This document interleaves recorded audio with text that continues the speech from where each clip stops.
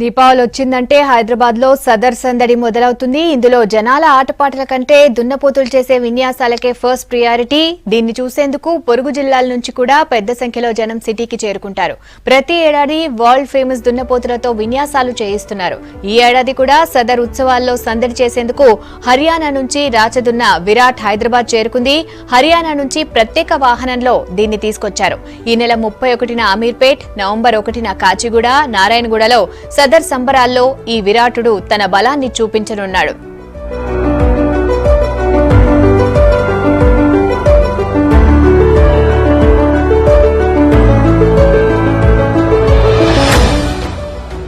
ఇది మామూలు దున్న కాదనే విషయం ఇప్పటికే అర్థమై ఉంటుంది. కానీ మీరు ఊహించిన దానికంటే దీనిలో స్పెషల్ క్వాలిటీస్ చాలా ఉన్నాయి. ఇది తినే క్వాలిటీ తిండి మనం పండగల రోజు కూడా తినం. ప్రతిరోజు బాదాం, పిస్తా, జీడిపప్పులు అందే దీనికి కడుపు నిండదు. దాహమేస్తే ఏ నీరు పడితే ఆ నీరు తాగదు. మినరల్ వాటర్ ఉండాల్సిందే. ఇక సమ్మర్ లోనైతే తక్కువలో తక్కువ రోజుకు 2 క్యాన్ల బీరు, చలికాలంలోనైతే 2 ఫుల్ బాటిల్స్. కడుపులో పోయిందే కంటి మీద రెప్పవేయదు. ఇది ఎక్కడికి వెళ్లినా సపర్యలు చేయటానికి 10 మంది పనివారు ఎప్పుడూ వెంటే ఉంటారు.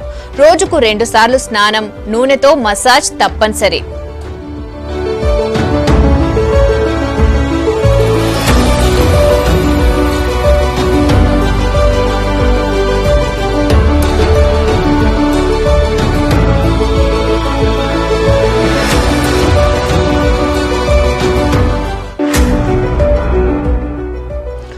విరాట్ కు ఫారెన్ లోనూ మంచి డిమాండ్ ఉంది. ఇప్పటి వరకు చాలా దేశాల్లో ప్రదర్శనలు ఇచ్చింది. విరాట్ ఆకారం, కండపుష్టి చూసి కొంటామంటూ ప్రపంచ దేశాల నుంచి చాలా మంది వచ్చినా నో అంటున్నాడు దీని యజమాని.